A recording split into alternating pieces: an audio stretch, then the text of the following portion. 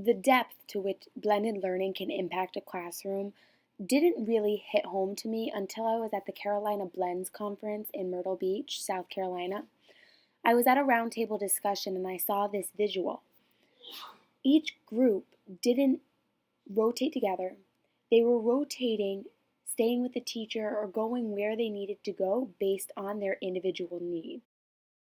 This was a revelation for me, and I decided I needed to put it into place in my classroom. I decided that I wanted the students to take a Socrative quiz when they came in, and my use for the flex grouping would be reteaching. So the students are taking a quiz based on concepts and ideas that we've already talked about in class. It is giving me immediate feedback on what the strengths and weaknesses of my students are at that very moment. What I'm able to do with that is I'm able to, in real time, get this solid data from my students.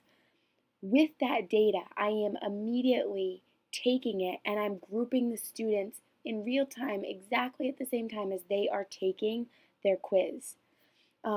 As you can see, the responses are coming in and I split my screen.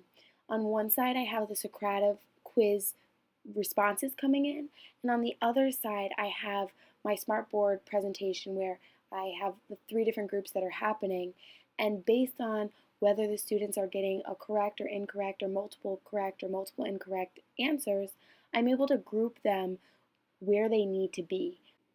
This has completely revolutionized my classroom and how I can meet the needs of my students.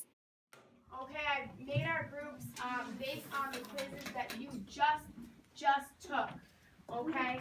Now, these are your groups, and this is what's going to be happening.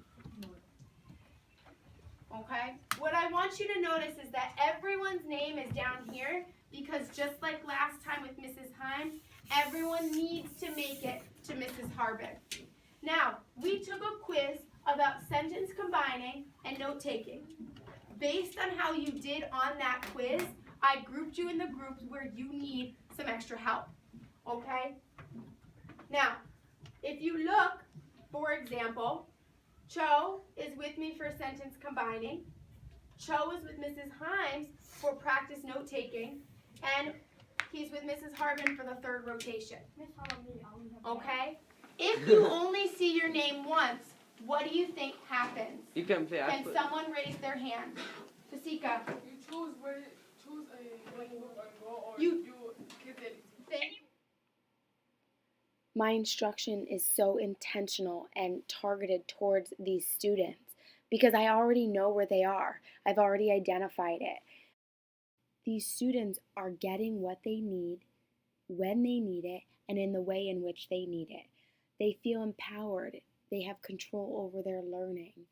And when they are at the point where they're having success, they're able to make that choice to move on and go where they need to go and do what they need to do in order to be successful.